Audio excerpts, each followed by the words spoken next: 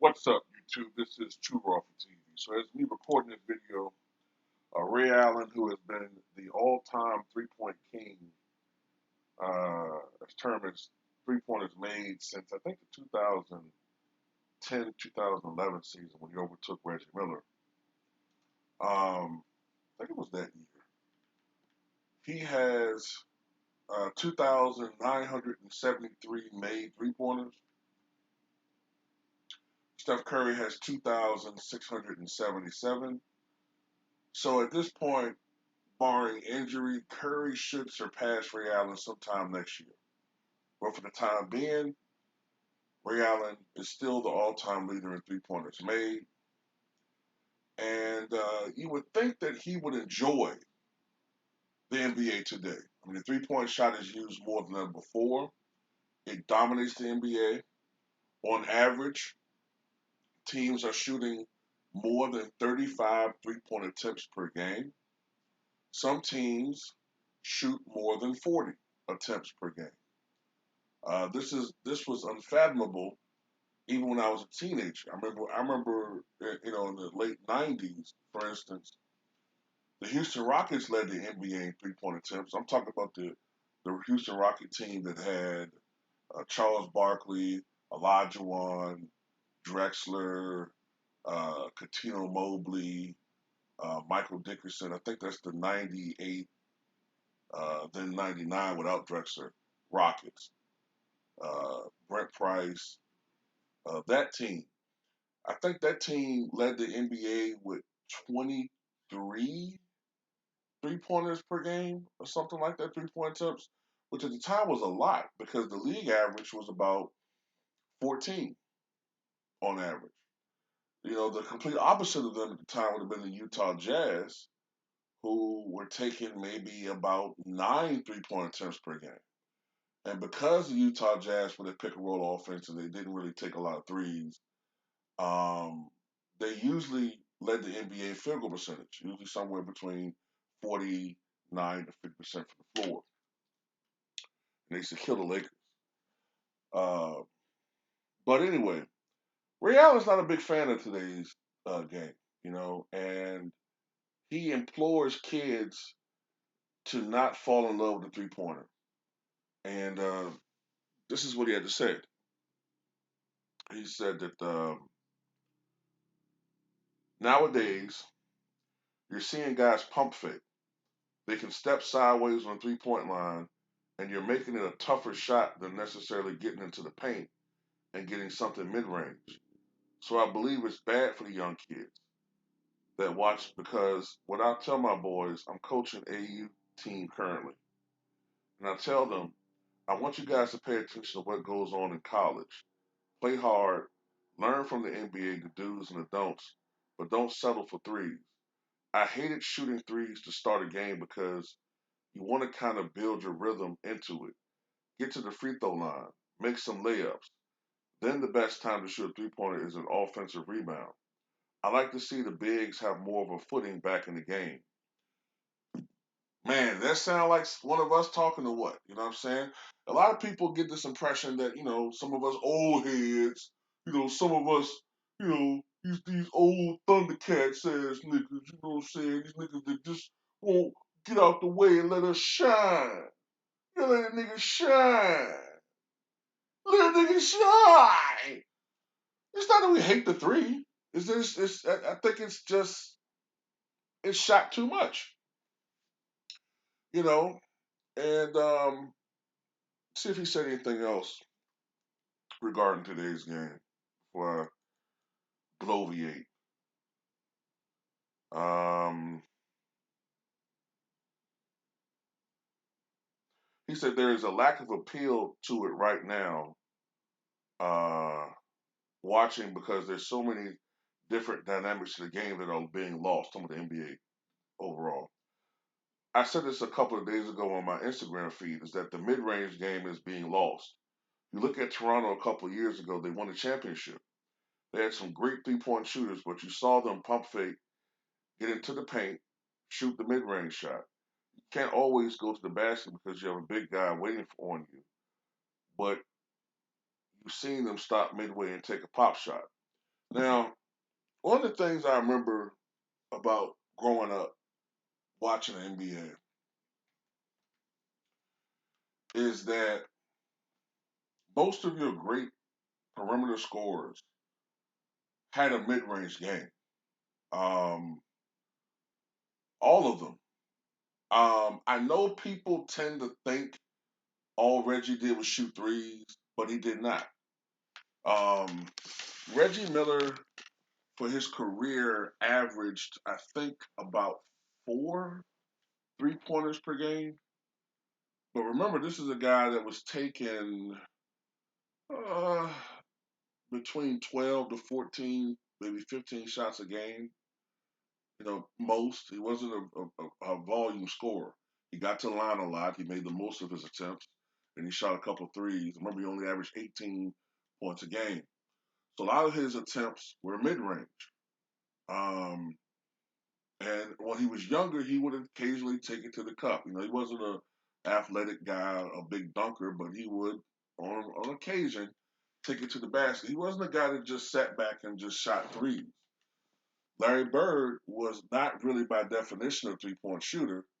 He was, you know, I guess the closest thing you had to Kevin Durant. I mean, he wasn't he didn't have the dynamics that Kevin had as far as his actual size and athleticism.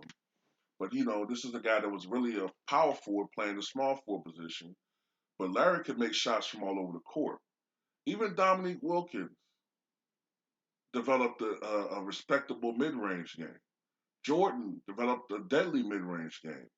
Karl Malone, uh, you know, pushed his range from the high post out to the mid-range, out to about 17, 18 feet. Elijah Wan could shoot the 18, 19, maybe 20 feet.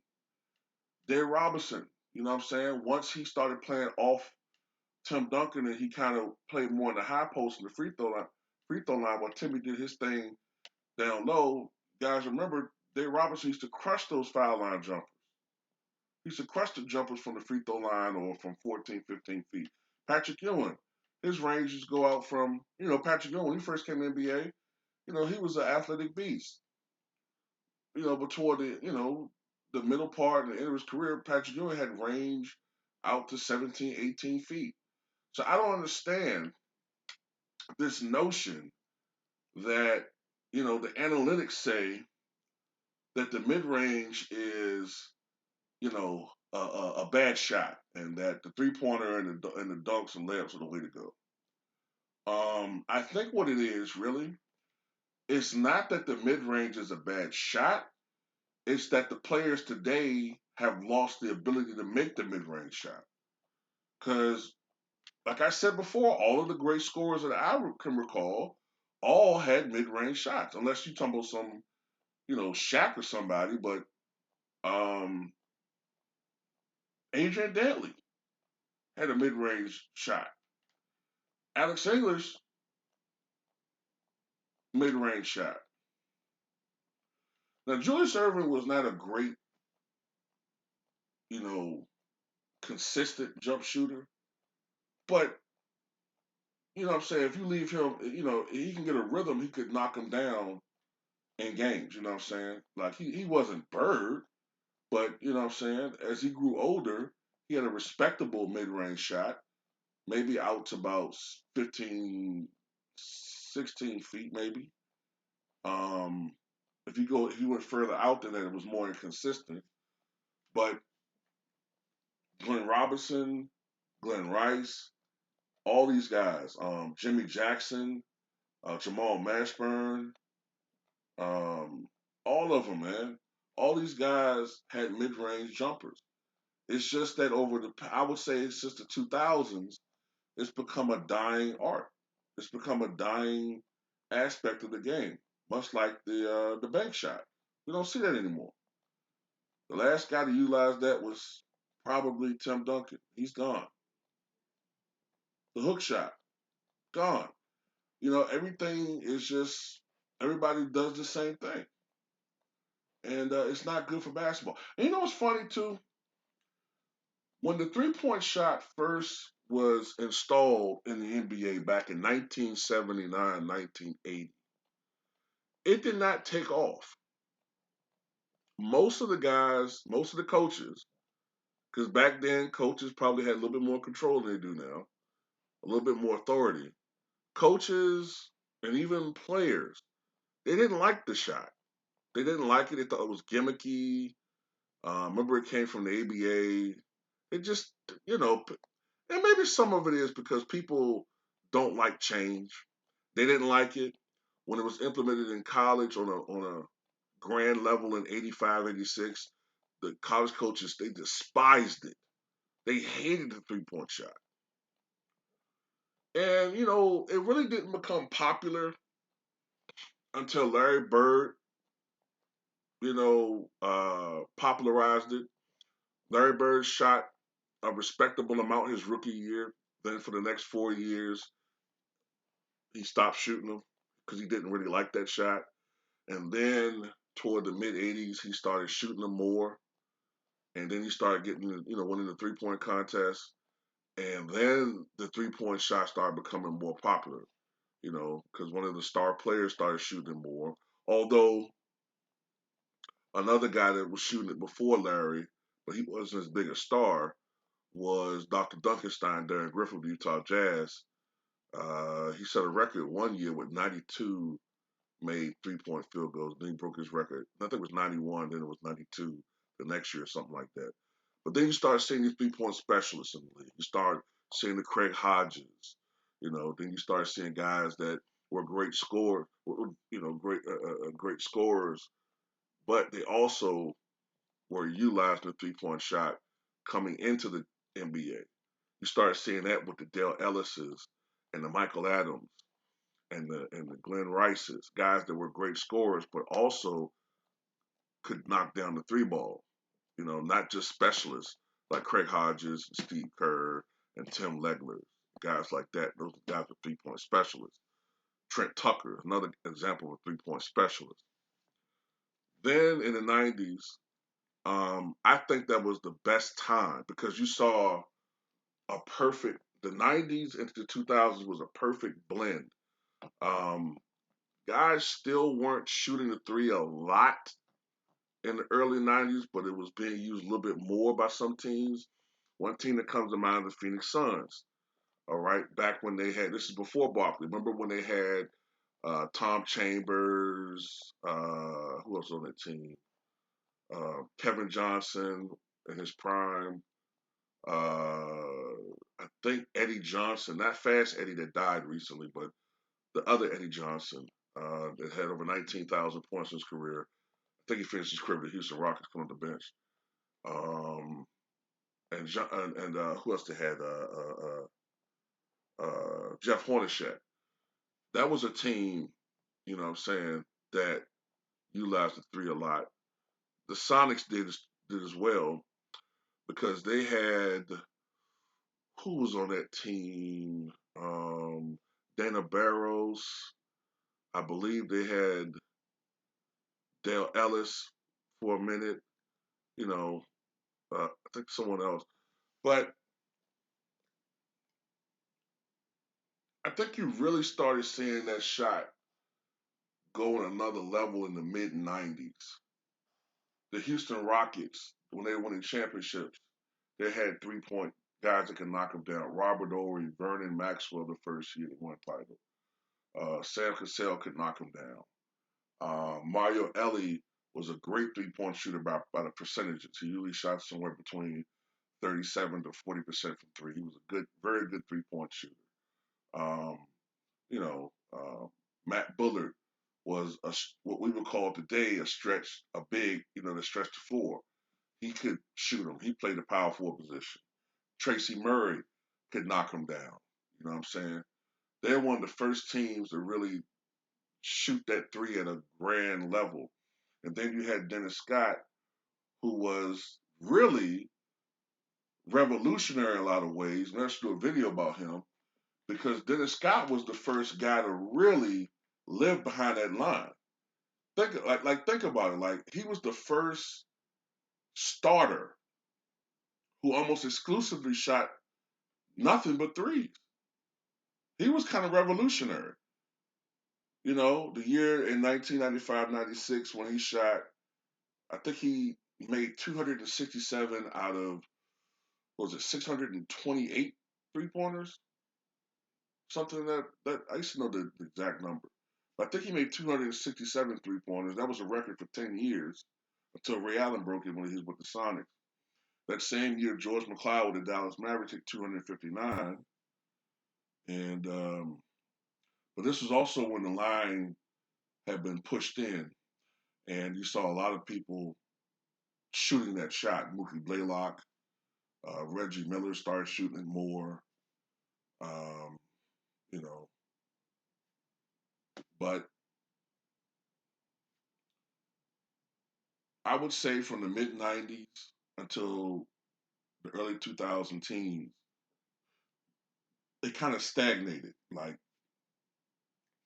usually between 14 to 17 three-point attempts per game, teams shot about that many. So it was a perfect blend of threes, mid-range, and you know, uh, post play. But then, starting in the early 2000 teens, you started seeing more and more three pointers. You can see how analytics was affecting the game.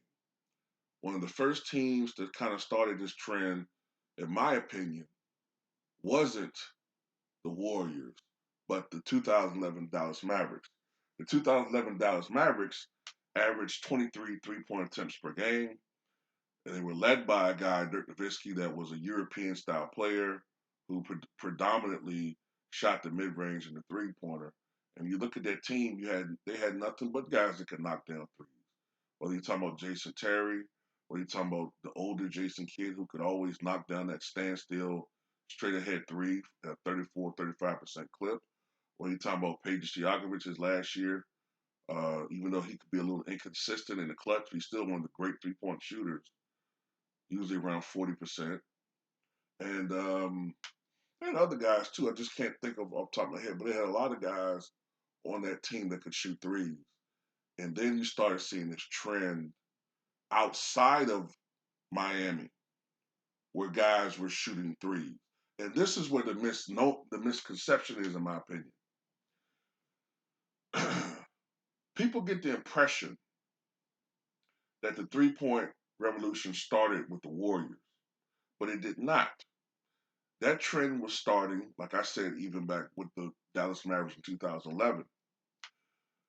What people weren't realizing is that Miami was resisting that. Pat Riley, remember those guys, they were more about efficiency. Remember, don't get me wrong, they could knock down threes. They had Mike Miller and some, and Ray Allen, guys that could knock down the three. But Miami wasn't three-point crazy. Remember, with the thing with the Heat, they used to take it to the basket. And that's why you had Wade shooting 52% from the floor, Bosh was shooting over 50%, LeBron was shooting 53, 55, 56% from the floor. They had all these guys that, their philosophy was get the easier shot. And that was to offset the fact that Miami was not a great rebounding team. So to kind of offset that, they took very intelligent shots. If they did take threes, it was smart threes. Remember, LeBron and them only was taking like maybe 2 3-point attempts a game back then.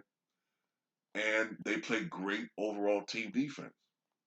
But once Miami had their run and then the Warriors took stage, that's why there's this perception that, oh, they started it. But outside of Miami, this was already occurring in the NBA, 3-point attempts going up. You know, this was already starting outside of them. So now we're where we are now, 35 3-point attempts per game. And, it has to go down. I mean, it can't get to the point where every shot's a three. I don't know. It just makes for, in my opinion, kind of a boring basketball game to watch. It's repetitive, Everybody's doing the same thing. Back in the day, you saw guys that had individual games with signature moves. Now is everybody's doing the same fucking thing, and the analytics is supposed to make the game better, but yet at the same time, you see a lot of low IQ shit, like you know that 4-on-1 fast break that we saw, a couple weeks ago with the Denver Nuggets, where everybody was behind the fucking 3-point line and there was nobody in the paint, nobody cut to the basket or anything. That's the type of shit we got to deal with. But tell me what you guys think. Do you agree with Ray Allen, or is he just hating because he don't want to see these niggas? He don't want to see a nigga shine.